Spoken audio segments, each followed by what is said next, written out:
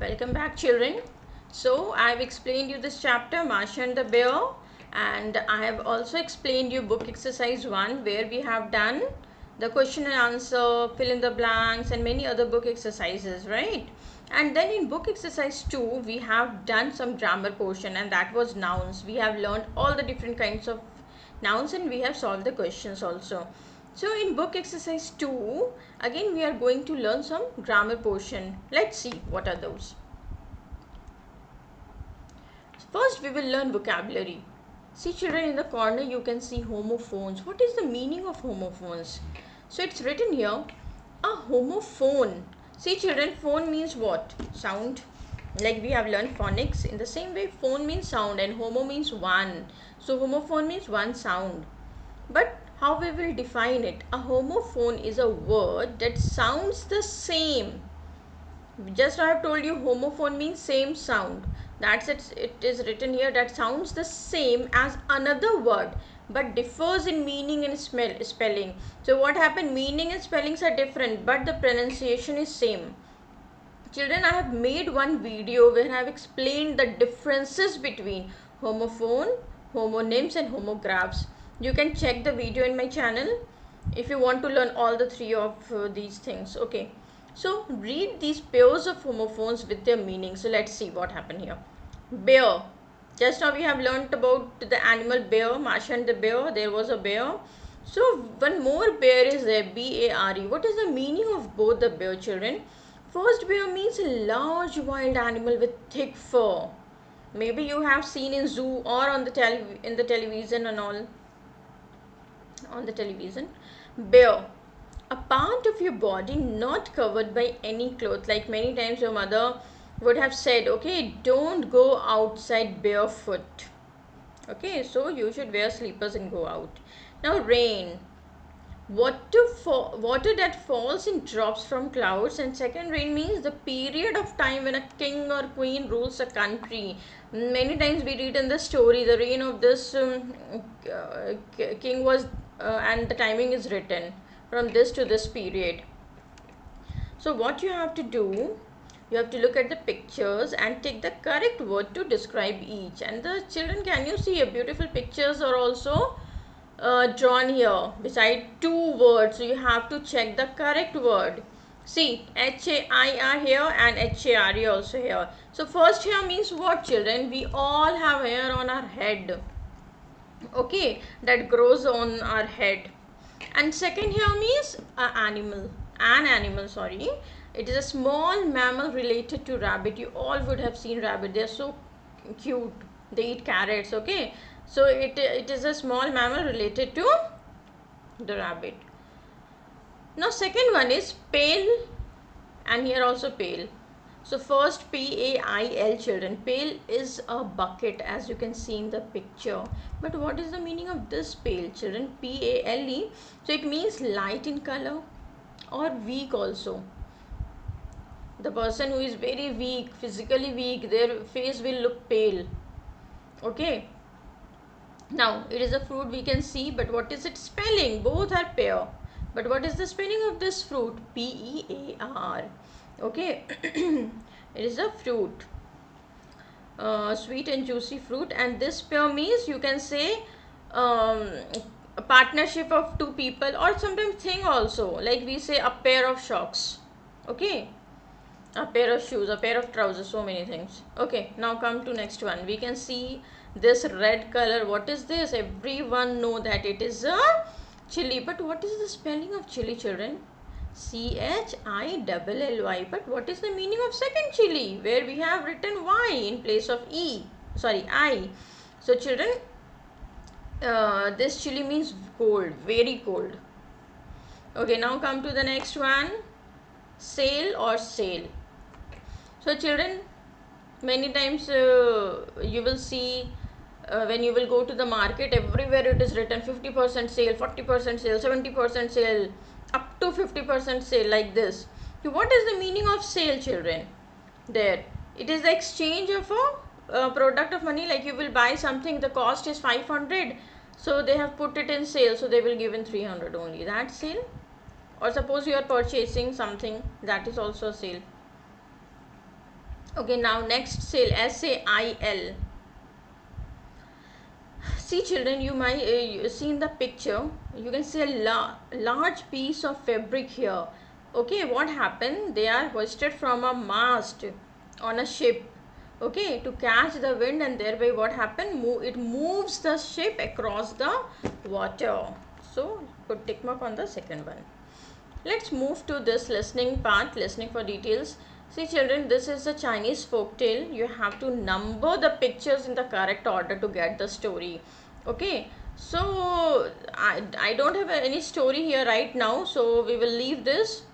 Now pronunciation. We will learn about syllables here children.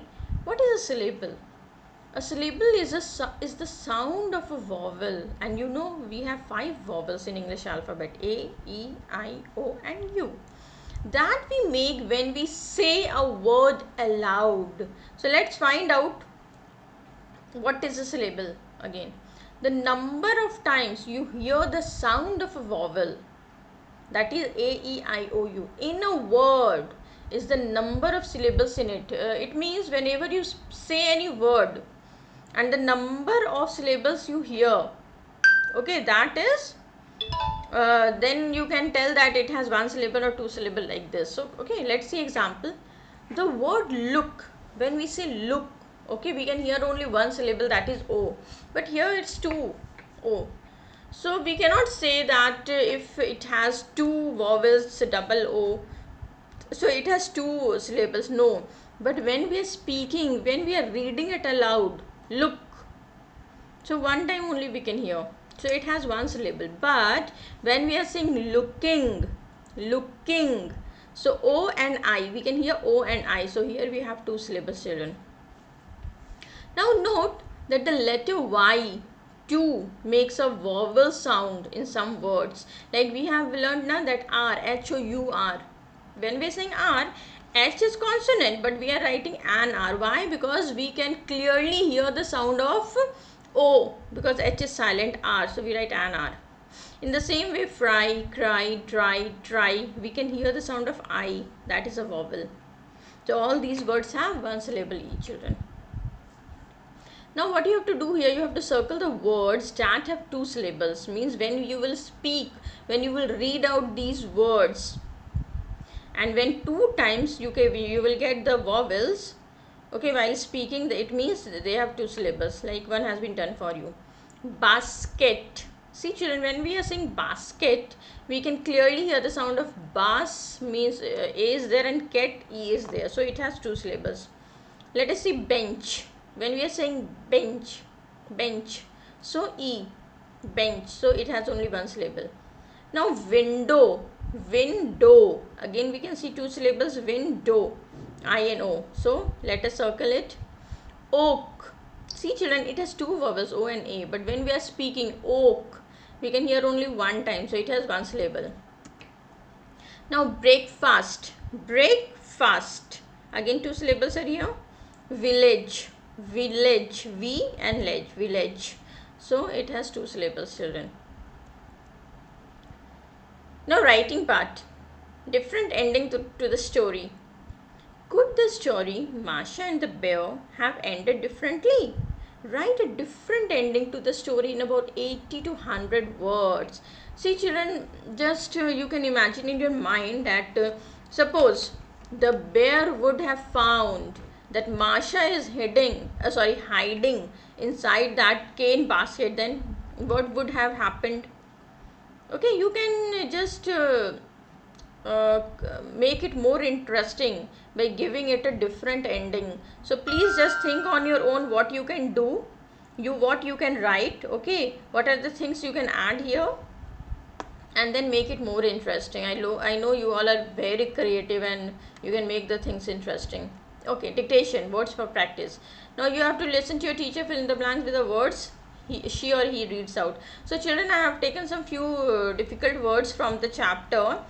I am just dictating, you can write it over it. Like I have given straight, wonder, escape, poach, strapped and banged. You can learn all the difficult words from the exercise. Now see children, reading for pleasure. We really love to read stories, right? So here, read these folk tales.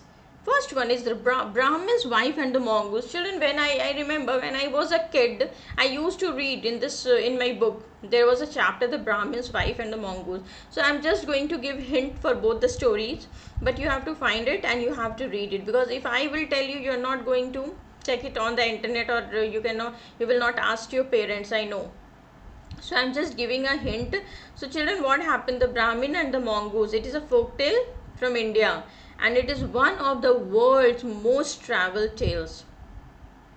It describes the rash killing of a loyal animal, that was mongoose, okay, and thus warns against hasty action. Children, many things happen inside it, how the mongoose fight with the snake to save the child, and how the Brahmin killed his loyal pet. Okay, so you are going to read all these things in this story, and it's very interesting. And the second one is why the sun and the moon live in the skies. Children, have you ever thought about this, why the sun and moon, they live in the sky? So children, there is also one story behind it, like the sun and moon, they were forced to flee from earth to sky. Flee means run away, to run, where they remain to this day. Like now, children, sun and moon, they live in the sky only. But why the sun and the moon live in the sky? So what happened many years ago? The sun and the water were great friends, fast friends, and both lived on the earth together.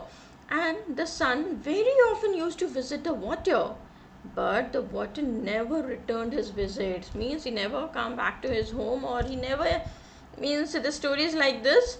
So what happened? The sun and moon went away.